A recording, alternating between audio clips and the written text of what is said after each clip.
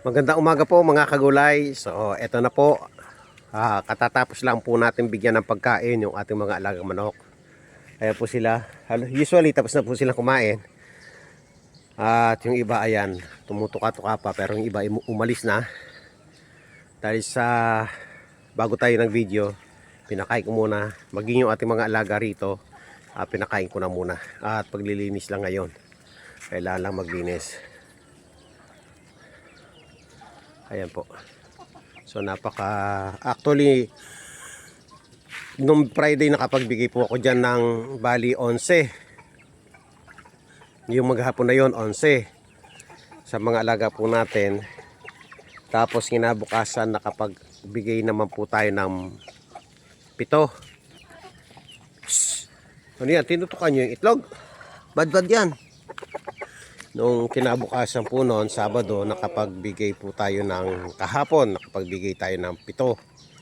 So 18 ang total na naipamigay po natin. Tapos kumatay po tayo ng 2.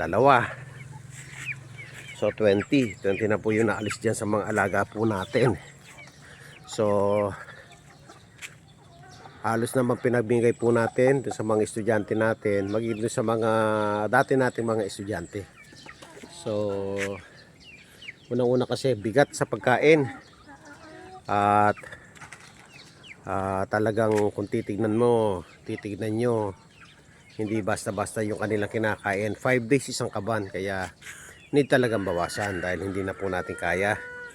At yung mga pinamigay po natin, maging yung niluto po natin ay mga lalaki naman po. Yung iniwan po natin yung mga babae, gaya po niya, no? Sa isang buwan lang mangingitlog na po yan. Yung mga ganyang itsura. Kaya tulad po no, parang nililigid-ligiran na ng mga tatsaw natin. At kasabay niyan, hindi pa ako maglinis ng bahay ng ating mga alaga, pero pinakain ko na po sila. Kumain na po sila mga kagulay. So yung iba nandun na po yung iba. So sana mga kagulay pa-support po yung YouTube account po natin, Gulayan sa Paarlan. Ito si Lily Gutom. Ang problema, yung cat food, dahil sa sobrang busy hindi pa ako nakabili. May pambili na po kasi may nagbigay naman pambili ng cat food. Kaso dahil sa maghapong busy sa paglilinis dito, hindi ako nakakapunta ng Santa Cruz. Pero ngayong linggo pupunta po ako sa Santa Cruz para bumili. At titignan po natin kung makakabili tayo kahit 10 kilo na cat food. Yung 10 kilo kasi ano yun nasa 1,008 yung Aussie. 1,008, ganun po kamahal. 185 per kilo naman.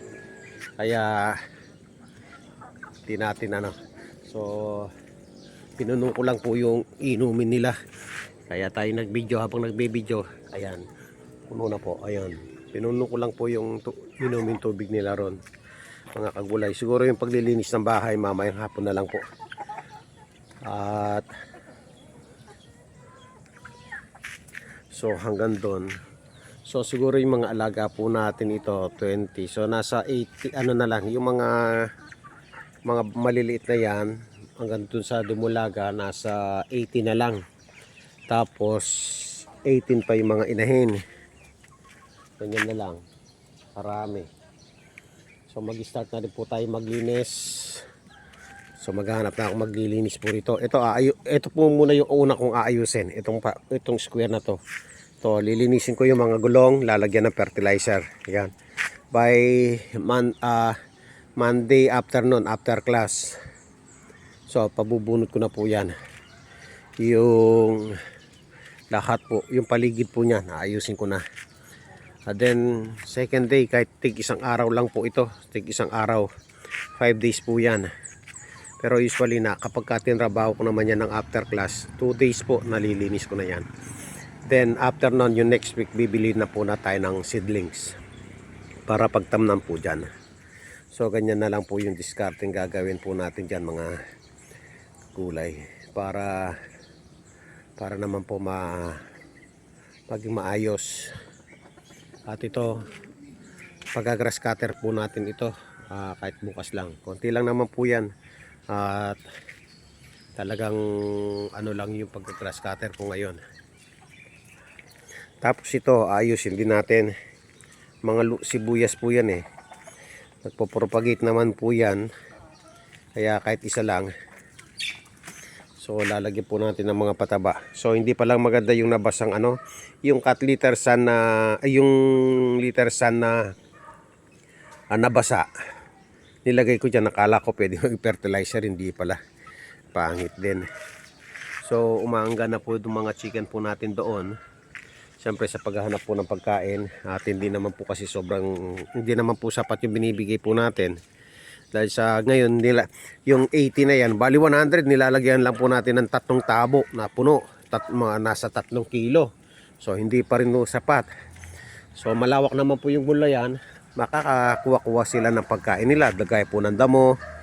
At least hindi lang nakapokus sa page, kakain sila ng damo ng insekto. Yun po yung ano natin mga kagulay. So, i-start na bukas yung klase, araw ngayon ng linggo. So, mag-i-start na rin tayo sa paglilinis sa mga plant boxes natin. Lahat, ano na, kaya focus na tayo niyan sa July. Dapat may mga tanim na lahat po yan. Lahat, maging yun. Aayusin ko po yung bahagi ng bakod na yun. Dapat July may ano na po yun, may tanim na. Ang focus tayo doon, kalabasa. Ang ilalagay po natin doon sa lugar na yon, kalabasa. Tatanim po natin. So yan lang po mga kagulay. Maraming salamat. Sana patuloy na pakisuporta po ang munti po nating gulayan sa paaralan. Maraming salamat po. Wala na yung mga chicken ko, nagsikalat na.